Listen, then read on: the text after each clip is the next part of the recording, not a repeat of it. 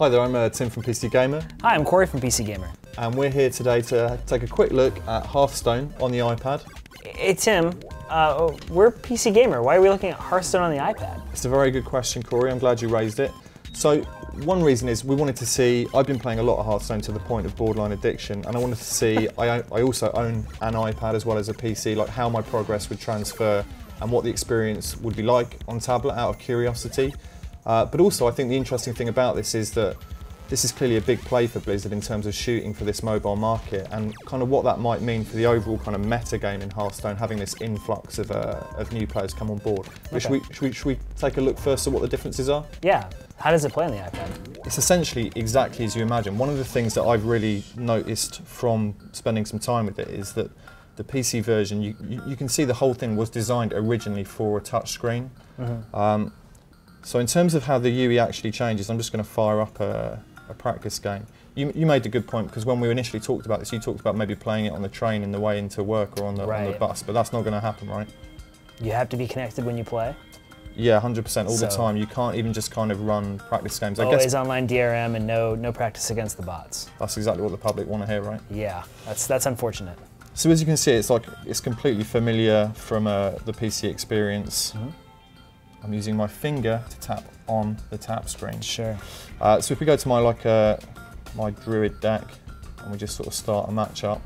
Is it keeping all of your constructed decks from the PC version? This is I think one of the things that's actually quite cool about it is that you log in through Battle.net exactly as you would with any other Blizzard game, and it brings all your progress across. Okay, so you don't have to start over. No, and as soon as you win a game of cards, might take a while for you, you get a free pack just for playing it on the iPad. So even if you're a hard-bitten PC gamer who just wants a free pack of cards, it's probably worth you downloading this, trying to beat up on some chum just to get, they call it the iPack. Do you see what they've done there?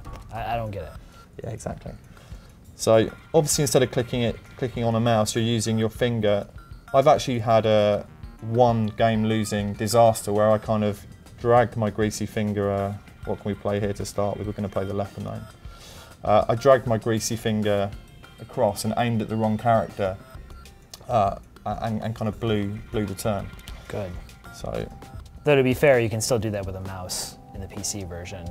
You can do, yeah. And I like to blame some of my losses on some of that as well. I struggled a little bit when it came to deck building, because when you're constructing a deck, normally you just kind of click on characters to remove them. Right. And it's pretty simple, whereas here you kind of sort of drag them from the collection and then throw other ones in, but it's hardly a big deal. So it's not the perfectly intuitive touch interface. So there we go. If you wanted to attack the hero here, you just pull across, yeah, and then. So then, how does it work if you want to inspect like the opposing player's cards? Yeah, you just kind of because you don't have like mouse hover. You have to do a single tap. Yeah, you just kind of hold down on it really, and then release it, because you can do that sort of stuff. Like the arenas are still, you can still tap them and do that kind of. There, I've got Leroy Jenkins. Other than the slight touch interface, it's exactly the same game though. 100%, yeah. It's 100% the same, and it looks pretty good on the Retina screen as well. I know there was some grousing about the kind of the graphics options not going quite as high as people maybe wanted. They wanted more resolution perhaps on PC, but it certainly looks nice here. Sure. Do you think you'll play it? Yeah. Oh, definitely. I could see when I'm laying in bed at night, instead of dragging a big laptop with me, I could jump into setting your tower up in the bed. Yeah, you never know how that works. It is kind of disappointing that I won't be able to play this on a commute, or if I'm traveling. Like, this would be the game I desperately want to play on an airplane, and if I still have to be connected to Battle.net, that's going to be a serious problem. Well, even just the idea of kind of browsing through the card collection and thinking about what decks you wanted to build and looking at cards, it would be nice to be able to do that sort of stuff offline, right? Sure. Does it also, I mean, we're looking at constructed mode here, does it also include arena mode? Yeah, it's absolutely, it's all there and it's all consistent across the two platforms. And I think going back to the earlier point of why are we even talking about it, I think that's what's going to be interesting about it, is that you can anticipate if it takes off in the way Blizzard do, and there already looks like they're putting a pretty big marketing campaign behind it.